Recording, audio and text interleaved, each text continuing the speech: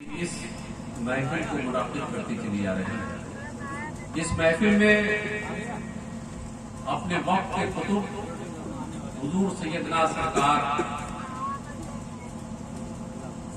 مولانا بابا فضل رحمہ رضی اللہ تعالی عنہ کے خانوادے سے ہر عرس میں تقریباً کوئی نہ کوئی شہزادہ شریف ہوتا رہا۔ میری آنکھوں نے حضرت بھولے میاں رحمۃ اللہ علیہ، اس کے بعد حضرت فضلو میاں رحمۃ اللہ علیہ، اس کے بعد اولیاء میاں رحمۃ اللہ علیہ، اس کے بعد اجو میاں، اور اب الحمدللہ اس بزم کی رونق کو دوبالا کرنے کے لیے ہماری اس بستی میں اسی خانوادے سے جناب غلام ربانی صاحب تشریف لائے ہیں، اور کئی سال سے ماشاءاللہ ان کی شرکت ہو رہی ہے۔ یہ ہم لوگوں کے لیے بڑی سعادت کی بات ہے۔ گنج مراد آباد شریف اتنی بابرکت جگہ ہے، اور مولانا فضل رحمہ رضی اللہ تعالیٰ عنہ کی ذات اتنی عظیم ذات ہے، ان کا پیارے مصطفیٰ صلی اللہ علیہ وسلم سے جو عشق تھا، جو لگاؤ تھا، اس کی اپنے وقت میں کوئی مثال نہیں ملی۔ میں صرف چند باتیں آپ کے سامنے رکھ کر اپنی گفتگو کو ختم کر دوں گا۔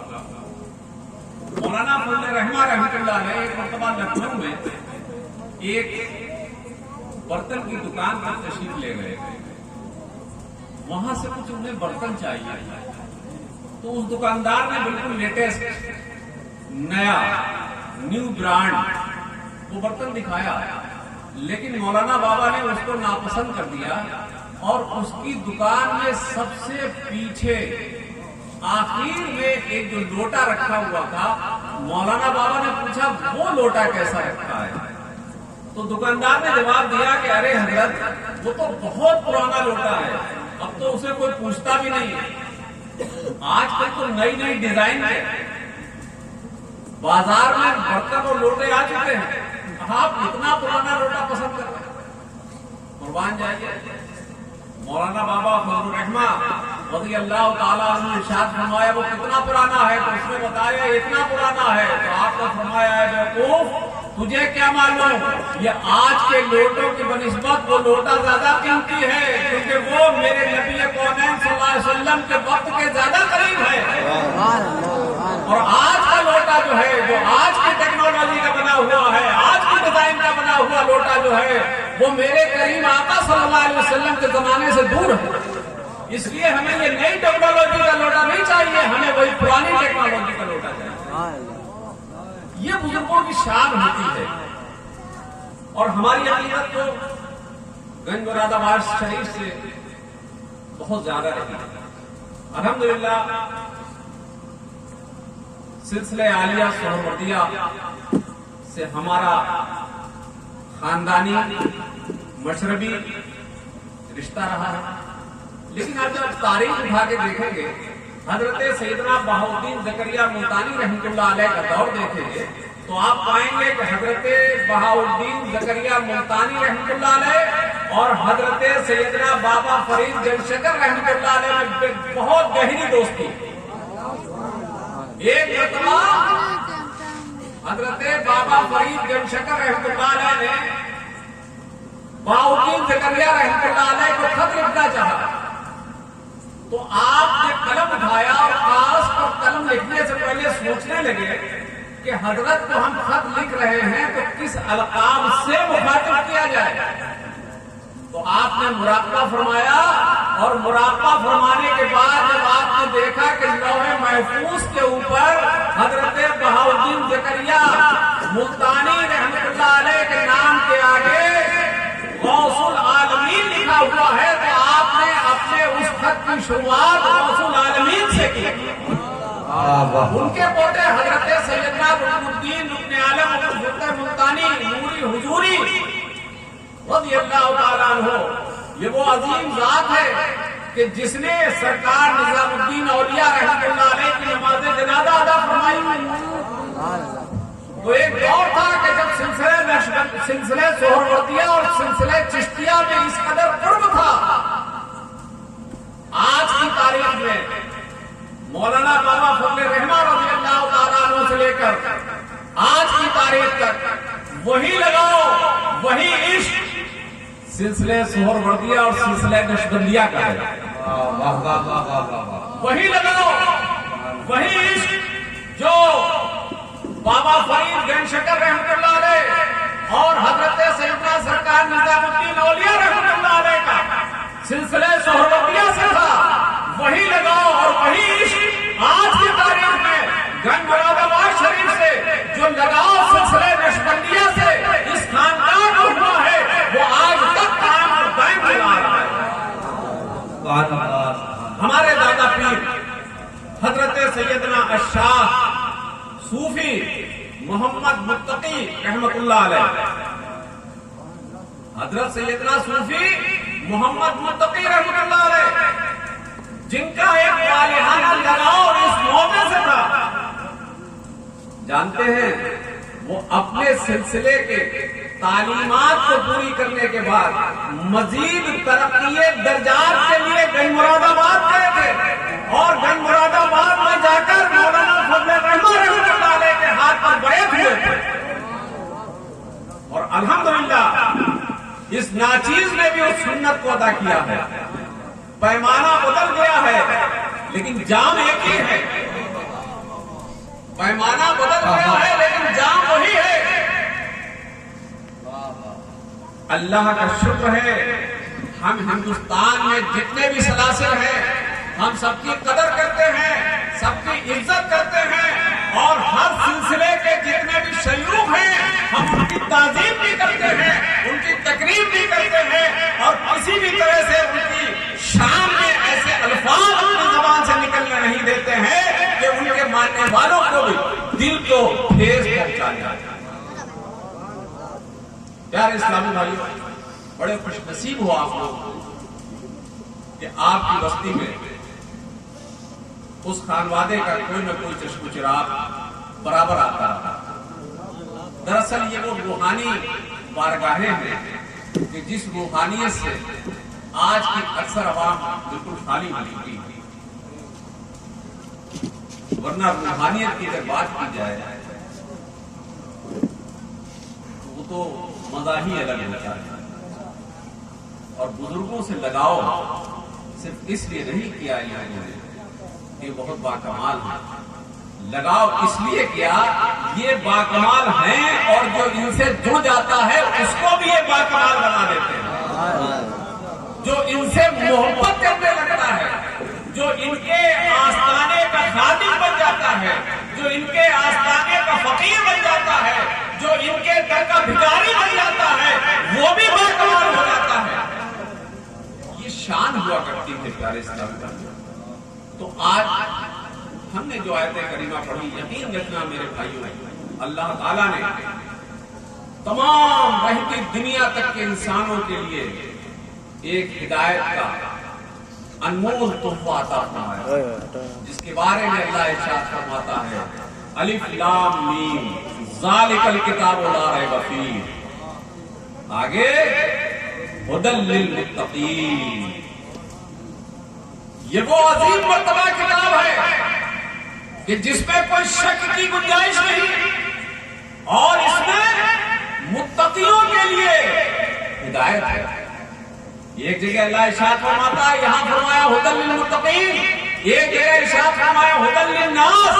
اس میں تمام انسانوں کے لیے بھی ہدایت ہے. حجت الوداع کے موقع پر پیارے مصطفیٰ کریم آقا صلی اللہ علیہ وسلم ایک جملہ سے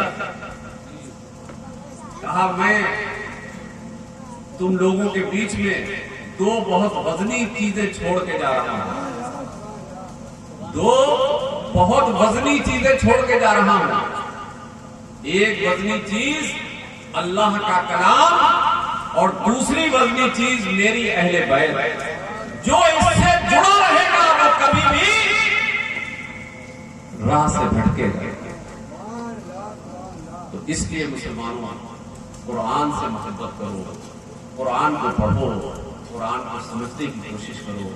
جس طرح سے ہم دنیا کو کمانے میں لگے ہوئے ہیں، دنیا کو سنوارنے میں لگے ہوئے ہیں، لیکن ہمیں ایک آن کی بھی خبر نہیں ہے، ایک پل کی بھی خبر نہیں ہے۔ مسلمانوں، کوئی بھی وقت آ سکتا ہے۔ اللہ تعالیٰ نے قرآن مجید میں ارشاد فرمایا، ایک آیت اس کا چھوٹا سا حصہ ہے، کل نفس ذائقۃ الموت، ہر نفس کو موت کا مزہ چکھنا ہے، اور خالی چک کے ختم نہیں ہو جانا ہے، بلکہ اس کے بعد اسے اللہ کے حضور پیش ہونا ہے، اسے اللہ کے حضور پیش ہونا ہے، اور اپنی زندگی کے کیے ہوئے تمام اعمال کا حساب و کتاب دینا ہے۔ میں نے آیت کریمہ پڑھی تھی، انہو علیم بذات الصدور۔ اللہ تعالیٰ نے ہر انسان کے ساتھ میں 2 فرشتے مقرر کیے ہیں، یاد رکھنا۔ ان فرشتوں کا نام کیا ہے؟ کرامن اور کاتبین۔ یہ کیا کرتے ہیں؟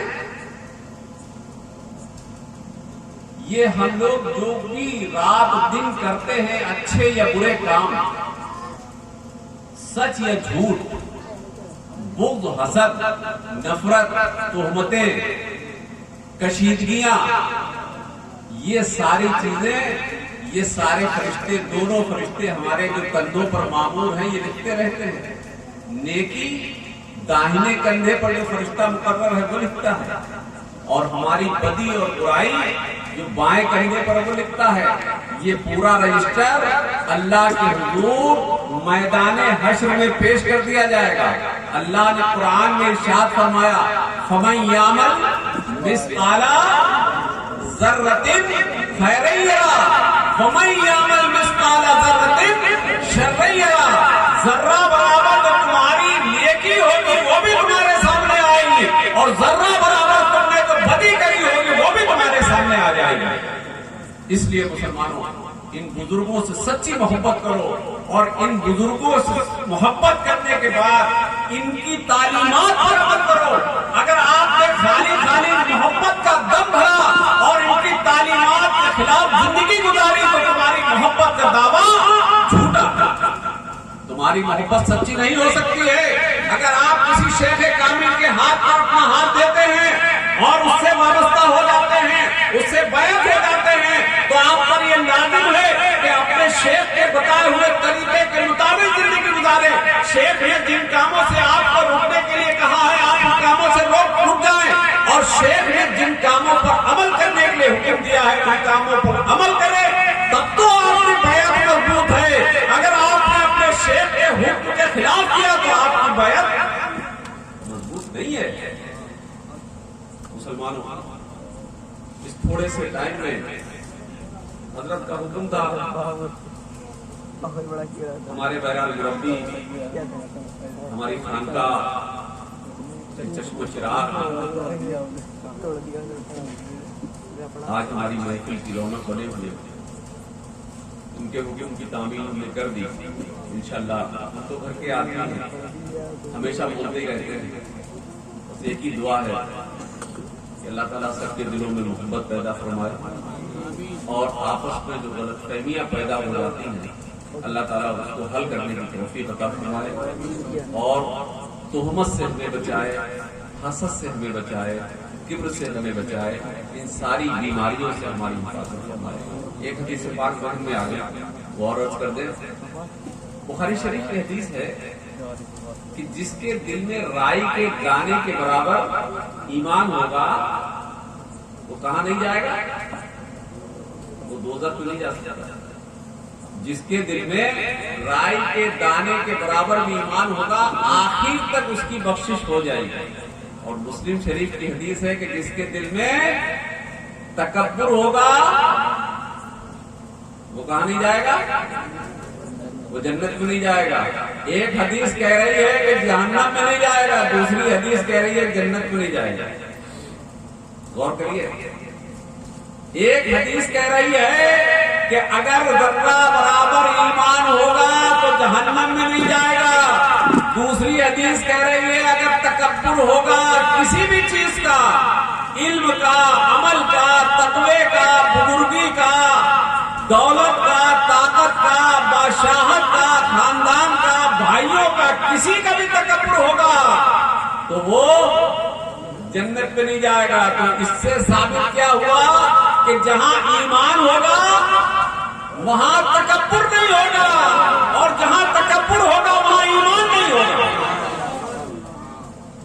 جہاں تکبر ہوگا ایمان نہیں ہوگا, اور جہاں ایمان ہوگا وہاں تکبر نہیں ہوگا. تکبر ہی میں یزیدی مارے گئے, تکبر ہی میں یزیدی مارے گئے, اور ایمان کی سلامتی لے کر ایسے مقام پر جہاں پر صبر کرنا مشکل ہوتا ہے, میرے حسین نے وہاں شکر ادا کر کے لوگوں کو پیغام دے دیا کہ تمہاری زندگی میں کیسے بھی حالات ہو جائیں, کیسی بھی آزمائش آ جائے, جہاں صبر کرنے کا مقام آ جائے وہاں تم اللہ کا شکر ادا کرنا. وآخر دعوانا ان الحمدللہ رب العالمین. السلام علیکم. مظلوم